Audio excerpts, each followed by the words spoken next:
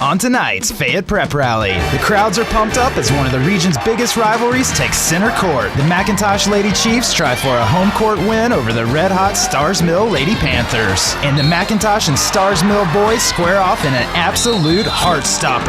The Whitewater Lady Wildcats fight to defend their home against a feisty Union-Lee squad, while Philip Kofer and the Wildcat boys try to keep pace with the Knights. Fayette Prep Rally is your home for all the best high school hoops action, and it starts in just 30 seconds.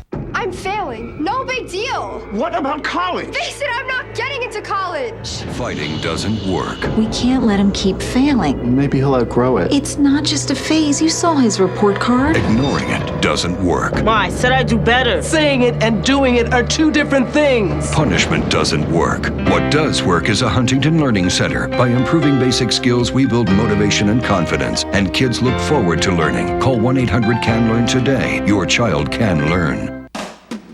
Comcast presents your source for Fayette County High School sports. This is Fayette Prep Rally.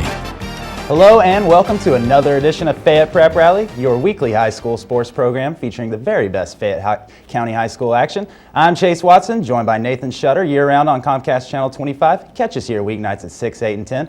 And Nathan, we had buzzer beaters, revenge wins, and a team staying red hot as we get to our keys to the weekend, with the Chiefs getting a big last-second win. McIntosh boys defeating Starr's Mill 35-34. Mike Williams with a buzzer-beating layup as time expired for the big victory. And the Lady Chiefs get some revenge. McIntosh girls defeat Starr's Mill 47-27. Starr's Mill won the first meeting 40-38, so a little revenge there for the Lady Chiefs. The Tigers get their 12th straight victory. Fayette boys take care of Whitewater 71-50. 10 of their last 12 wins have been by double digits. They've also wrapped up the top spot in the sub-region with just 3 games left to play. Well, let's dive right into the highlights. And the Starr's Mill Lady Panthers defeated McIntosh in their first meeting of the season, but in order to complete the season sweep, they'd have to steal one on the road. McIntosh would draw first blood in this one. Gabby Seiler hits Cassidy Williams, who strokes the 3-ball for a quick 3-0 Chiefs lead. Then Angie Turner, she fakes the drive, dishes it over to Katie Wilson, who knocks down the jump shot from the free throw line in the first quarter. Then it's Jenna Ricker coming up, weaving her way into the lanes. She gets the pretty floater to fall, cutting the McIntosh lead to 6, 10-4. Seiler here with a beautiful drive to the rim. She gets by the defenders, lays it up and in, getting the friendly bounce and making it an 8-point game. Amanda Lindsay is going to pass it to Persephone Thomas at the charity stripe. She fires up the jumper, gets it to go, pushing the Lady Chiefs lead to 10. Amanda Lindsay decides to take care of this one on her own, streaking up the court and getting by the Panthers for the easy deuce and firing up the crowd. McIntosh would just be far too relentless on this evening. Even on the Seiler miss, Ajuku snatches the offensive rebound, puts it right back up. Lady Chiefs lead 24-10. Starr's Mill trying to stay in it. Ricker shoots the pass down low to Danielle Garcia, who goes up strong and finishes, cutting the lead down to 7 in the third. But McIntosh would dominate from there on. Ojukwu gets the ball on the block and is too strong for the Panthers defense, getting layup to make it a 17-point game. Then it's going to be Cassidy Williams one more time off some good McIntosh ball movement, icing this one with another long three-pointer. Lady Chiefs cruise to an easy win over a tough opponent, 47-27. Now that's back-to-back losses for Starr's Mill. Is there some reason for concern now? Absolutely not. 2 very tough opponents this week, losing to Fayette County. Hey, they're the defending state champions. And then going on the road to McIntosh after Starr's Mill defeated them early in the season on their home court. You knew it was going to take a near-perfect effort to get the season sweep. They couldn't do it. No shame. I know it's tough for the Starr's Mill Lady Panthers, who've been on such a hot streak, to lose 2 in a row. But hey, they have Heard County this week in a little non-region tilt, kind of get their focus back, and then finish strong against Whitewater and Harris County. They should be the number 3 seed in the sub-region heading into the region tournament, and I expect good things from them once you get there. Let's see if the Lady Panthers can get back on another roll. Let's turn our attention to the boys matchup, where the McIntosh Chiefs needed a win over Starr's Mill to maintain second place in the sub-region, but it would not be easy. Kick things off fast in this one. Mike Williams gets the loose ball and slams down the filthy jam for an early 7-6 first quarter McIntosh lead. Starr's Mill would respond. Alec Garcia feeds Ryan Avedano, who goes up strong, gets the bucket, and is fouled in the process, and we have ourselves a 10-10 tie. Then it's Williams again, showing off the moves with a quick spin into the paint. He gets fouled on the shot, but somehow still manages to make the floater. Nathan Bates, he's going to take the jumper here. It's going to be off the mark, but Alec Garcia times it just right and is there to put the board back in. Panthers have a 16-13 advantage. McIntosh answers with a long-range corner three-pointer by Alec Alvarez, who knots things up at 16 just before the half. In the third quarter, the Chiefs stay hot from behind the arc as Eric Thomason drills the triple, cutting the Starr's Mill lead to 2. It's 21-19. Brandon Ruff would get out front of everyone on the fast break here. He'll finish with a smooth layup as the Panthers cling to a 2-point advantage. Starr's Mill trailing by 3 when Brandon Ruff finds Bates in the post. Bates gets the high percentage shot to fall. McIntosh up by 1 in the third. In the final frame, things would get crazy. Viola Brinson slings it to Joey Bolin, who uses the glass to give the Chiefs a 1-point lead, 33-32. On the next possession, Jason Linder will pull down the rebound here, he'd fire up a shot. It's going to be off the mark, but he gets fouled on the play and would make both, taking the lead back 34-33 with 20 seconds left. McIntosh looking for the lead. Thomason's shot is off, and the Chiefs are forced to foul down by 1 with 7 seconds left. After missing the first free throw, Brent Ireland misses the second as well. Williams grabs the rebound, puts a couple of moves on the defenders. He weaves his way down the court and gets the insane layup to drop as the buzzer goes off and the gym erupts. McIntosh gets the heart-stopping home win over Starr's Mill, 35-34.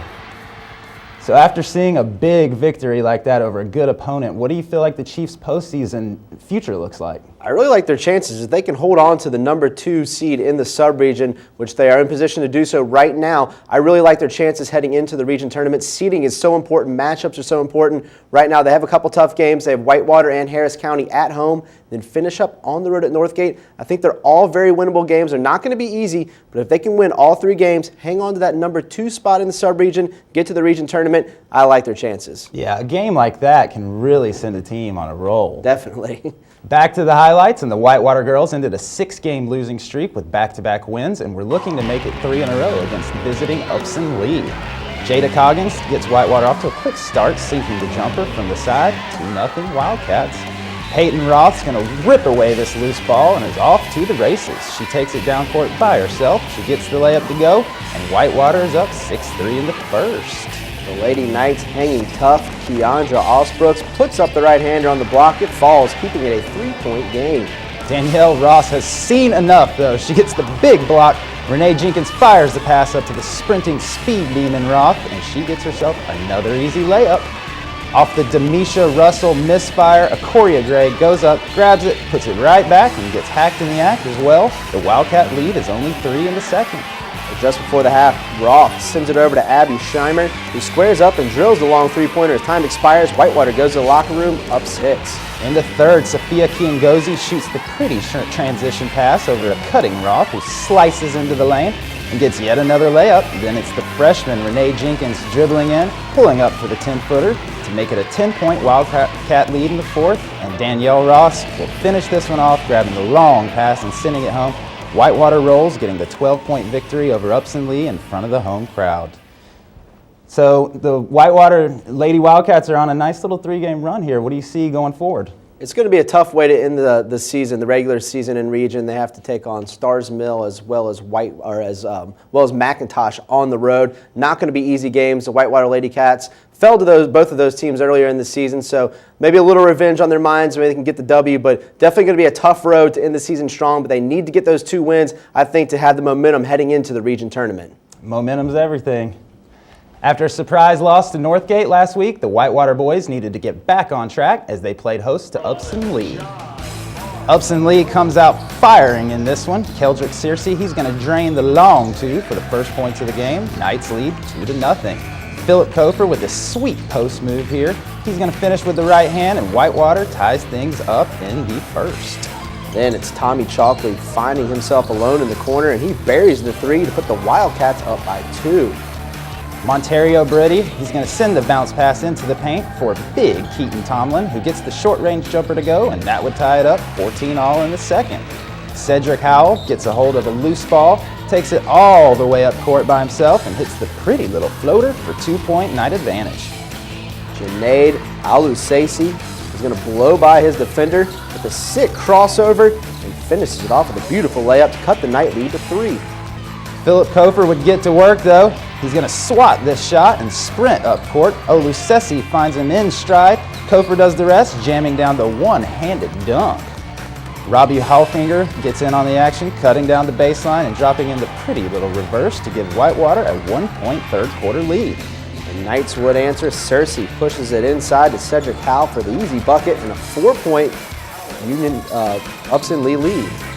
Michael Kofer, he's going to do his best to keep Whitewater in this one, dashes around the defense and gets the gorgeous finger roll to go. That cuts the lead to 3, but Union Lee was just too much on the even. Cersei gets the wide open 3, knocks it down, and if it works that well, might as well give it another go. He sinks another one, and Upson-Lee gets the 8-point win on the road at Whitewater. So the Whitewater boys have had a tough go of it last 3 games. Do you think they can get back on track? Well, it's not going to get any easier. Going to finish up on the season on the road against McIntosh in Starr's Mill. They played Starr's Mill very well the first time around. McIntosh, they lost in overtime, so both very winnable games. Not going to be easy, especially on the road, but if they can kind of get the ship right, kind of like the ladies, if they can get the ship righted, get a couple wins heading in the regional tournament, I think that'll go very well for their future. All right, well, that'll do it for this week. Catch us back here on Comcast Channel 25 next week for more game highlights and features. And be sure to like Fayette Prep Rally on Facebook and follow us on Twitter to see what's happening on the show. For Nathan Shutter, I'm Chase Watson. Thanks for watching, and we'll see you under the lights. Grab some wood there, bub. I'm failing. No big deal. What about college? Face it, I'm not getting into college. Fighting doesn't work. We can't let him keep failing. Maybe he'll outgrow it. It's not just a phase. You saw his report card. Ignoring it doesn't work. Ma, I said I'd do better. Saying it and doing it are 2 different things. Punishment doesn't work. What does work is a Huntington Learning Center. By improving basic skills, we build motivation and confidence, and kids look forward to learning. Call 1-800-CAN-LEARN today. Your child can learn.